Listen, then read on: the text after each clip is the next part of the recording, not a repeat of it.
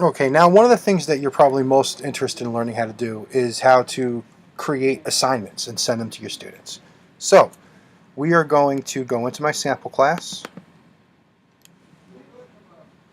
And now you'll notice over here on the left menu, we're going to go here to where it says Content. We click on Content.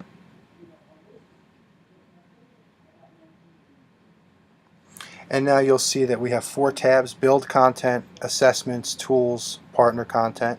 We're going to actually do an assessment, and we're going to call it an assignment. So we click on the assignment.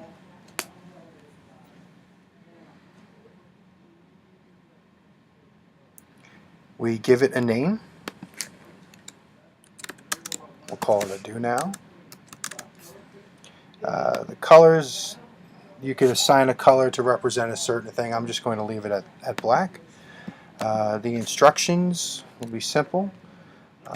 List and explain 3 reasons why teachers should use Blackboard. Alright, hold all your jokes. Okay, now you could attach files to your assignment. So if it was a rubric you would want the students to have, or any kind of part of the assignment that's in a file, you can just click Browse Computer. It'll bring up your file directory and you can find something for them to use to complete the assignment. The due date is where you check here, and this will give us, this right now is while I'm recording this, it's February 3rd, and it's due now, which of course is not fair, so we're going to change that to February 4th, and we will make it due at midnight. Just why not? And it lets you know midnight is the start of the day, so this will be midnight on February 4th, so basically by the end of the 3rd it's due. This is for grading purposes. You need to assign a point total, and here it gives you a choice to add a rubric. Okay, you could click on submission details, and this could be an individual assignment, a group assignment, or a portfolio. Single attempt means they only get 1 chance to turn it in. I usually give them multiple attempts, and let's say we're going to give them 3, as in 3 strikes and you're out.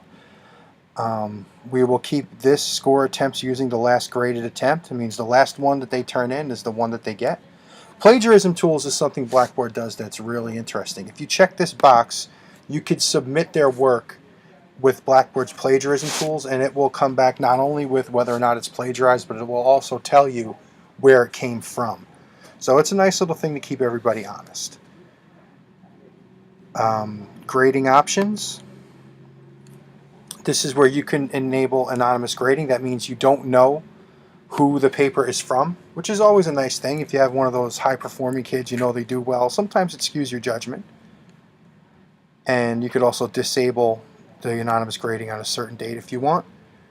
Delegated grading, that's more like if you had an assistant in your classroom, say in college, which we'd all love to have, but we don't really have. Limiting availability.